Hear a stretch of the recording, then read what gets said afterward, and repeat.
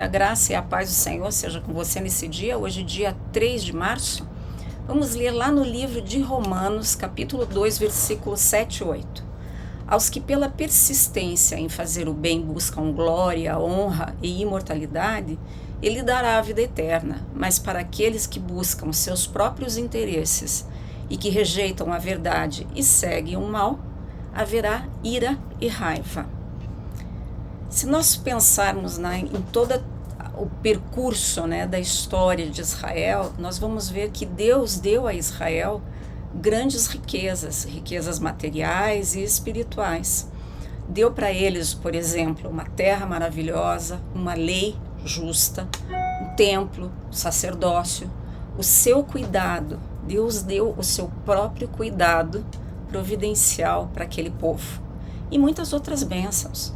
Se nós formos ver pela história, Deus suportou pacientemente os muitos pecados e rebeliões de Israel e até enviou seu único filho para ser o Messias, Mesmo depois de Israel ter crucificado Jesus, Deus ainda deu àquela nação quase que 40 anos de graça e reteve o seu julgamento nesse tempo.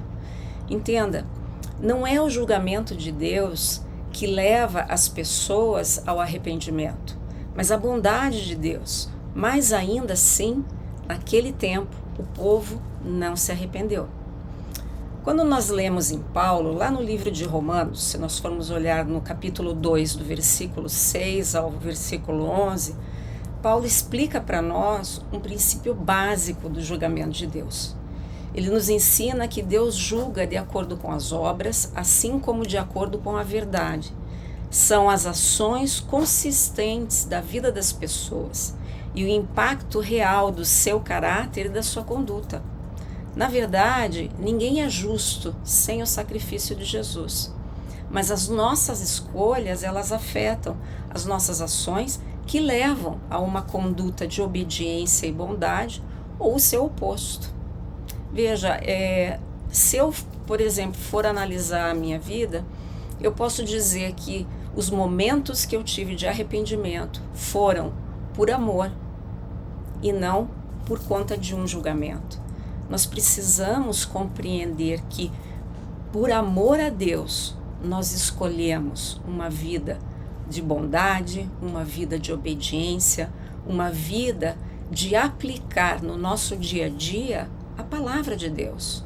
É por escolha e por amor, não por medo de um julgamento.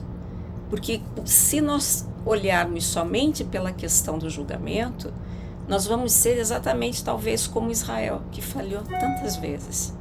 Eu queria te convidar não só a refletir sobre essas questões, mas a orar comigo nesse dia, dizendo assim: Senhor, eu sei que o Senhor predisse tribulação e angústia para todo ser humano que pratica o mal, mas a glória, a honra e a paz para todo aquele que faz o bem.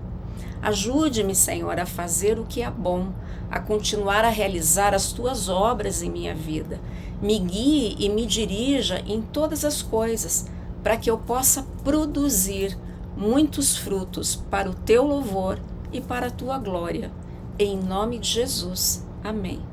Que o Senhor te abençoe e que o Senhor te guarde nesse dia. E eu aguardo você aqui amanhã. Até lá!